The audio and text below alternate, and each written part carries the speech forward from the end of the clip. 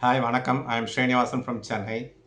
இன்னைக்கு என்னுடைய close to heart movie song பற்றி பேச வந்திருக்கேன். கரகாட்டக்காரன் இந்த படத்தை யாருமே மறந்துருக்க மாட்டாங்க. கங்கை அமரன் டைரக்ஷனில் ரொம்ப சக்கப்போடு போட்டு 1 இயருக்கு மேலெலாம் ஓடின ஒரு படம். அதில் அந்த ஆல்பமில் எல்லா சாங்ஸுமே சூப்பர் டூப்பர் ஹிட்டு.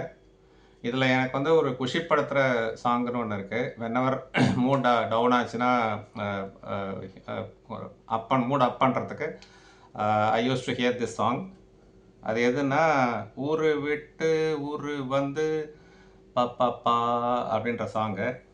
இது எப்படின்னா, நகைச்சுவை நடிகர்கள்லாம் அந்த காலத்தில் நகைச்சுவை நடிகர்களுக்கும் பாட்டு கொடுக்கணும் அப்படின்ற ஒரு ட்ரெண்ட் ராஜா சார் இசையில் தான் முன்னாடி ஸ்டார்ட் ஆச்சு. பின்னாடி அதுக்கப்புறம் ஜென்டில்மேன் அந்த மாதிரி படங்கள்லாம் கவுண்டமணி, அப்புறம் வடிவேல் நிறையா சாங்ஸ்லலாம் பார்ட்டிசிபேட் பண்ண ஆரம்பித்தாங்க. ஃபஸ்ட்டு ஸ்டார்டிங் பாயிண்ட் இந்த பாட்டுன்னு தான் சொல்லணும்.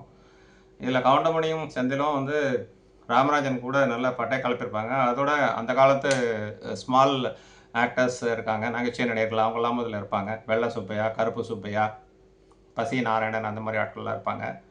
இது ஒரு ட்ரெண்ட் மாதிரி இருந்தது. அப்போ அம்மன் கோயில் கிழக்காலையில் ஒரு பாட்டு வரும், கடவீதி கல்ல கலக்கும். அதுலேயும் அந்த மாதிரி ஹியூமரஸ் ஆக்ட்ரஸ்லாம் கூட பாடுவாங்க.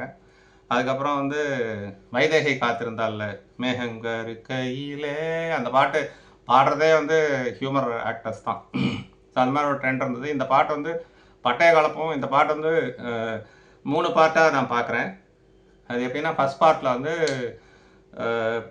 ராமராஜன் கனகாவை லவ் பண்ணுவார். ஊர் விட்டு ஊர் பார்க்கறதுக்காக வருவார். 2 பேரும் வேறு வேறு கரகாஷ்ட கோஷ்டியில் இருப்பாங்க. அப்போ காமெடி ஆக்டர்ஸ் ரெக்வஸ்ட் பண்ணுறது ஃபஸ்ட்டு பார்ட்டு. தட் இஸ் பல்லவி. ஊரு விட்டு ஊரு வந்து காதல் கீதல் பண்ணாதீங்க, விட்டுரு தம்பி, என்ன வேணாம் தம்பி, இத்தனை பேர் வீடு உங்களை நம்பி அப்படின்னு அவங்க பாடிட்டு விட்ருவாங்க. அப்புறம் ராமராஜன் என்ன பண்ணுவார், 2 ஸ்டான்ஸாக இருக்குது. அதுக்கப்புறம் சரணம் 1ல் ஃபஸ்ட்டு தன்னோட செல்ஃப் ஜஸ்டிஃபிகேஷன் சொல்லுவார், செல்ஃப் அஷூரன்ஸ் டு தெம். எப்படின்னா, அண்ணாச்சி என்ன எப்போதும் நீங்கள் தப்பாக என்ன வேணாம், பொன்னால் கெட்டு போவேனோ என்று ஆராய்ச்சி பண்ண வேணாம் அப்படின்னு சொல்லுவார். அப்புறம் அதுலேயே பார்த்தீங்கன்னா,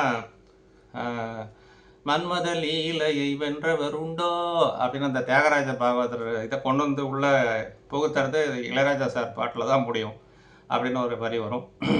அப்புறம் செகண்ட் ஸ்டான்ஸில் பார்த்தீங்கன்னா, ஜென்ஸ்லாம் லேடிஸை எப்படி நடத்தணும் அப்படின்றதுக்கு ஒரு அறிவுரை சொல்லியிருப்பாரு.